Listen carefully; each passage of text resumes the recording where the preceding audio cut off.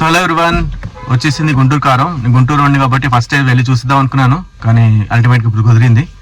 ఇంకా నెక్స్ట్ ఏంటంటే Mahesh Babu cinema next ఎప్పుడు వస్తుందో మనకు తెలియదు. ఎందుకంటే నెక్స్ట్ రాజమౌళితో సినిమా 5 ఏళ్ళు పట్టొచ్చు, 10 ఏళ్ళు పట్టొచ్చు. రాజమౌళి దయ అంతా ఓన్లీ కామెడీ కోసం, కానీ యాక్చువల్గా చెప్పాలంటే టైం పడుతుంది నెక్స్ట్ మహేష్ బాబు సినిమా కోసం. సో అందుకనే ఇమీడియట్ గా చూడడానికి వచ్చేసాము. సో సినిమా పరంగా అయితే యాక్చువల్ గా గుంటూరు కారం అన్నారు కాబట్టి గుంటూరు నేటివిటీ అది చూపించాలని మిర్చి యార్డ్ వరకు చూపించారు. ఇంకా నాకు నేటివిటీ అంత కనిపించలేదు.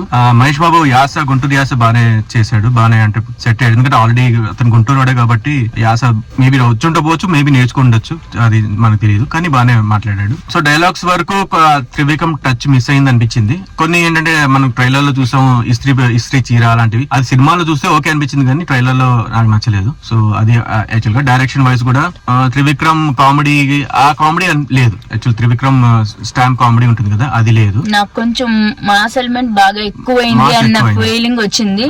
అంటే జనరల్ గా మహేష్ బాబు సినిమాలు బ్యాలెన్స్ చేస్తాయి, మాస్ ఎలిమెంట్స్ ఉంటాయి కానీ బ్యాలెన్స్ చేస్తాయి, కానీ ఇందులో కొంచెం హెవీ అయింది అన్న ఫీలింగ్ వచ్చింది. కానీ మహేష్ బాబు యాక్టింగ్ మాత్రం చాలా బాగుంది. మహేష్ బాబు సెట్ అయ్యాడు, బాగా చేశాడు. పోకిరిని గుంటూరు యాస రెండు కలిపి వచ్చిన క్యారెక్టర్ లా అనుకోవచ్చు మనం. అంటే చాలా కాలం తర్వాత మహేష్ బాబుది వచ్చింది కాబట్టి నేను అంటే మహేష్ బాబు నుంచి ఏం ఎక్స్పెక్ట్ చేస్తానో అదంతా నాకు ఓకే అనిపించింది. కానీ నాకు కొంచెం మాస్ ఎలిమెంట్ ఎక్కువ అయ్యేసరికి కొంచెం తగ్గితే బాగుంటుంది, బ్యాలెన్స్ అయ్యి ఉంటే బాగుంటుంది అన్న ఫీలింగ్ వచ్చింది. బేసిక్ గా ఎందుకు అదొక రీజన్ ఉంది మాకు చెప్పడానికి కూడా. ఏంటంటే సంక్రాంతి టైం, సంక్రాంతి మాక్సిమం మనం ఏమంటే ఫ్యామిలీ మూవీస్ ఎక్స్పెక్ట్ చేస్తాం.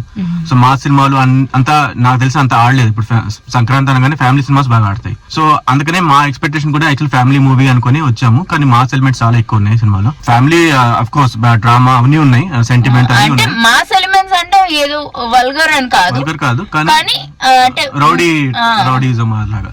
సో అది గుంటూరు అనగా రౌడీలు ఉండరు, అది గుర్తుపెట్టి నేను గుంటూరు మంచి పని. సో అది అనమాట. సో స్టోరీ వైజ్ యాక్చువల్ గా నాకు స్టోరీ సింపుల్ స్టోరీ, పెద్ద స్టోరీ ఏం కాదు. సో దాన్ని బాగా ఫస్ట్ హాఫ్ లో అయితే ఫస్ట్ హాఫ్ నాకు యాక్చువల్ గా అనిపించింది ఇది బాగా డ్రాగ్ చేస్తున్నారని. కానీ సెకండ్ హాఫ్ అసలు ఆ ఫైట్స్ ఎందుకు వస్తాయో, ఎవరెవరు వస్తూ ఉంటాడు, అజయ్ వస్తాడు, అజయ్ వాళ్ళతో ఫైటింగ్, ఇంకో అతని పేరు ఘోష్ అనుకుంటా, అతను వస్తాడు, అతనితో ఫైటింగ్, అందరితో ఫైటింగ్ అన్ని ఫైటింగ్ అయిపోయి స్టోరీ లైన్ బాగుంది, కొంచెం బెటర్ గా స్క్రీన్ ప్లే చేయొచ్చు. యాక్చువల్గా 2.5 hours సినిమా, 2.5 hours ఇంకా 2 hours 40 minutes అంత సినిమా, 2 hours మాక్సిమం యాక్చువల్గా ఈ సినిమాకి చెప్పాలంటే. అంత డ్రాగ్ చేశారు యాక్చువల్గా చెప్పాలంటే. ఇంకా ఇది story wise screen play slow ఉంది కొంచెం. ఫస్ట్ హాఫ్ డ్రాగ్ అనిపించింది, కానీ నాకు ఎందుకో ఫస్ట్ హాఫ్ బెటర్ అనిపించింది టోటల్ గా సినిమా చూసిన తర్వాత. సాంగ్స్ కూడా యాక్చువల్ గా మహేష్ బాబు చాలా టైం తర్వాత, అఫ్ కోర్స్ శ్రీలీల కదా హీరోయిన్, శ్రీలీలతో డాన్స్ చేయాలంటే చాలా కష్టమే ఎవరికైనా. సో మ్యాచ్ చేశాడు. యాక్చువల్ మహేష్ బాబు అంత మంచి డాన్సర్ కాదు కంపారిటివ్లీ, అంటే ఈ జనరేషన్ హీరోలతో కంపేర్ చేసి చెప్తున్నాను. లైక్ అల్లు అర్జున్, రామ్ చరణ్, జూనియర్ ఇట్లా వాళ్ళతో కంపేర్ చేస్తే అంత మంచి డాన్సర్ కాదు, కానీ బాగా చేశాడు. యాక్చువల్గా బాగా కష్టపడ్డాడు, చాలా బాగా కష్టపడ్డాడు. ఈ మధ్య మహేష్ బాబు ఇది వచ్చే రిమార్క్ కూడా అదే, తన సినిమాలో డాన్సులు ఏదో మేము వాటికి వాడుతున్నారు బాగా, అలా ఉండే. కానీ దీంట్లో కృషి చేశాడు డాన్స్ లో.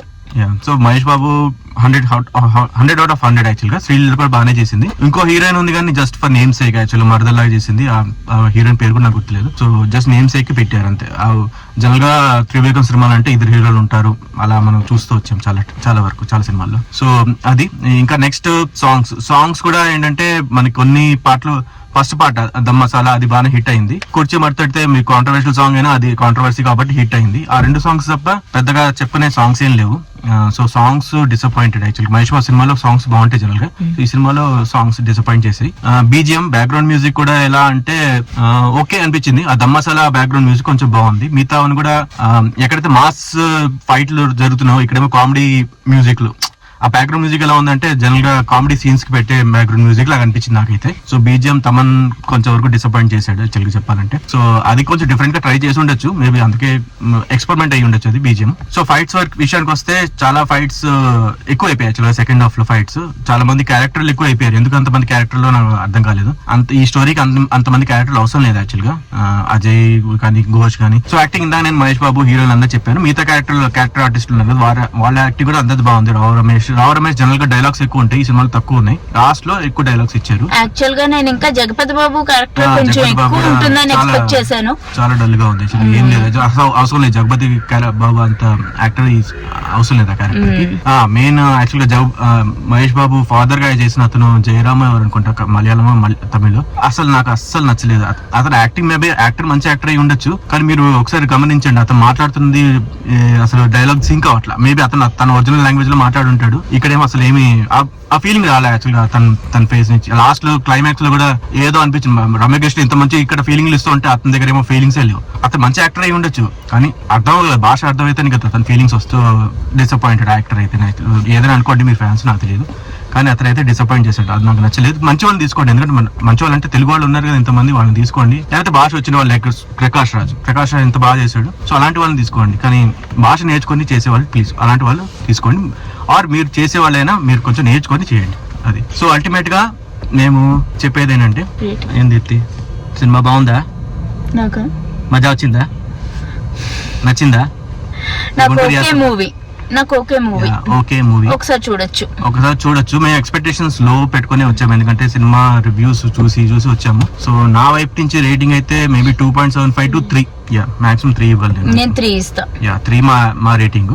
సో అదనమాట, సినిమా అయితే ఓకే, సంక్రాంతికి వచ్చింది కాబట్టి సంక్రాంతి విన్నర్ అని నేను చెప్పలేను. మా వేరే రివ్యూ చూడండి, హనుమాన్ సినిమా చాలా బాగుంది, చాలా తక్కువ బడ్జెట్ అయినా కూడా, తక్కువ స్క్రీన్స్ లో వచ్చినా కూడా ఇప్పుడు దాకైతే నాకు తెలిసి అదే బెస్ట్ మూవీ, అది మాకు తప్పకుండా చూడండి. సంక్రాంతికి వచ్చిన సినిమాలో నెక్స్ట్ రాబోతున్న సినిమాలు ఉన్నాయి, ఇంకా నాగా సినిమా ఉంది, వెంకటేష్ సినిమా ఉంది, వీలైతే చూస్తాము. కానీ ఈ 2 సినిమాలు అయితే సంక్రాంతికి మావి అయిపోయి, సో 2 సినిమాలు చూడొచ్చు, ఈ సినిమా చూడొచ్చు, కానీ ఎక్కువ ఎక్స్పెక్టేషన్స్ తక్కువ పెట్టుకోండి చూడొచ్చు. సో అంతవరకు ఈ వీడియో మాది చాలా పెద్దది కూడా అయిపోయింది. సో బాయ్ చెప్పేస్తాము, ఇంకా బాయ్.